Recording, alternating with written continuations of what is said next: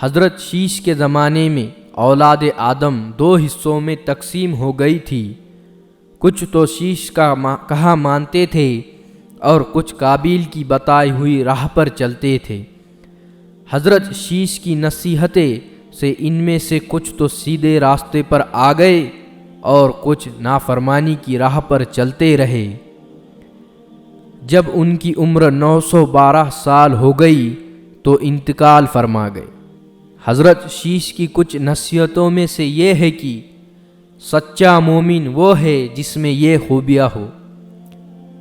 ایک وہ جو خدا کو پہچان گیا ہو، دوسری نیک اور بد کو جان گیا ہو، تیسری وقت کے بادشاہ کا حکم بجا لاتا ہو، چوتھا ماں باپ کا حق پہچانتا ہو، ان کی خدمت کرتا ہو، پانچواں رشتہ داروں میں سے تعلقات جوڑتا ہو یعنی اپنوں سے نیکی کا برتاؤ کرتا ہو،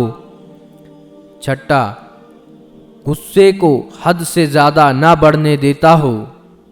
ساتواں محتاجوں اور مسکینوں کو صدقہ دیتا ہو اور ان پر ترس کھاتا ہو، آٹھواں گناہوں سے پرہیز کرتا ہو اور مصیبتوں میں صبر کرتا ہو، نواں